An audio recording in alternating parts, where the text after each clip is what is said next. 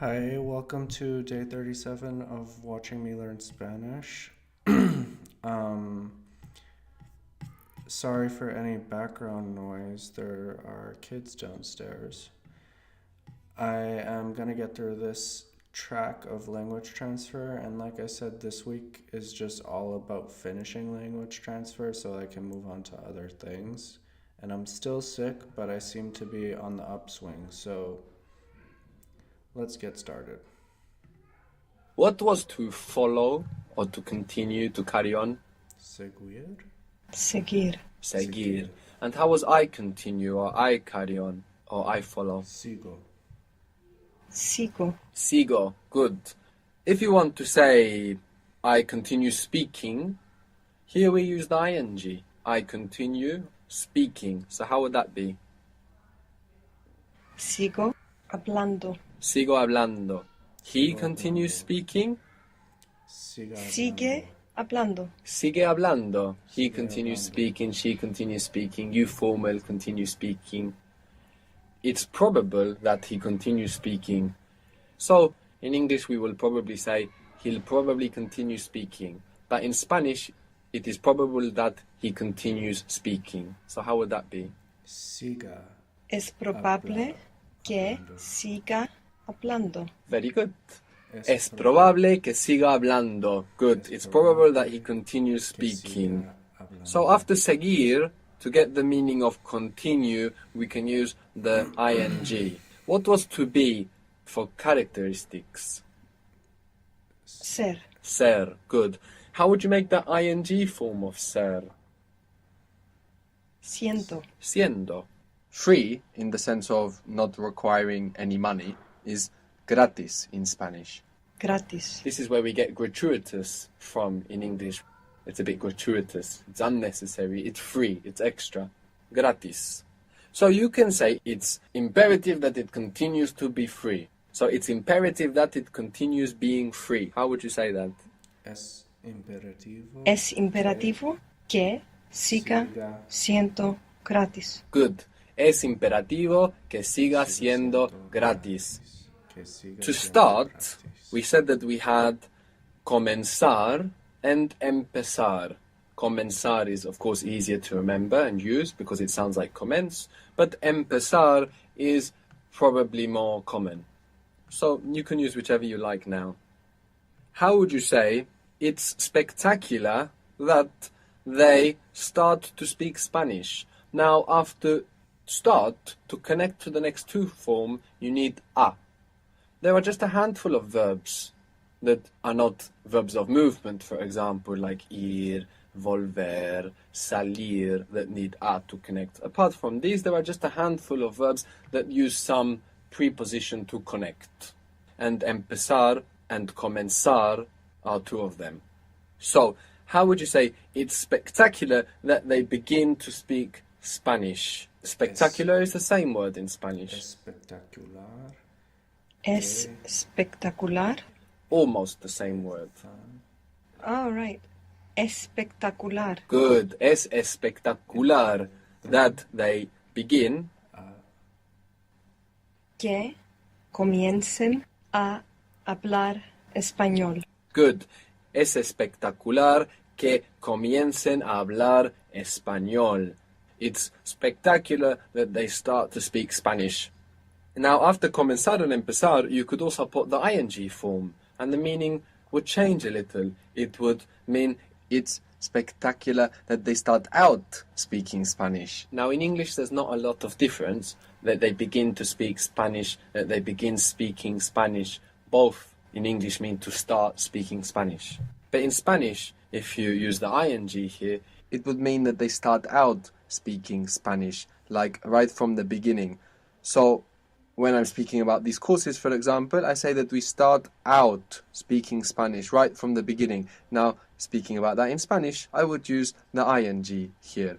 So, it's spectacular that they start out speaking Spanish. Es espectacular que comiencen hablando español. Good. And here we don't need the a because we're not connecting to a to form. What was the verb to finish or to terminate. Terminar. Terminar. Terminar. Now, if you want to say a sentence like, I want you guys to speak with me when you finish selling them, we will say when you finish to sell them. Here we won't use the ing.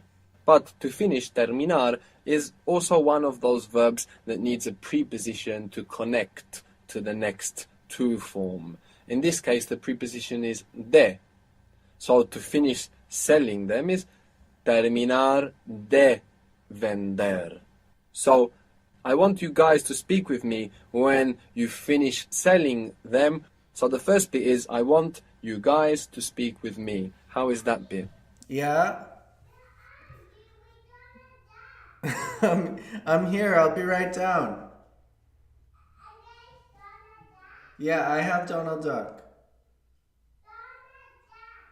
Yeah, I'll bring him.